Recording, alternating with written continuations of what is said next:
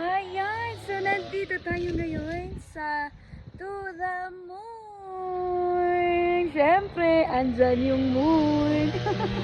Ayan, so siyempre, very first time na makapunta dito sa To the Moon. Dito lang po yan sa La Trinidad, Benguet. At siyempre, ako po talaga ay nagsadya dito para ipakita sa inyo kung ano ba ang meron dito sa To the Moon. Hindi lang po ang moon ang ating makikita dahil guys, ang dami mong pwedeng makita dito. Aha.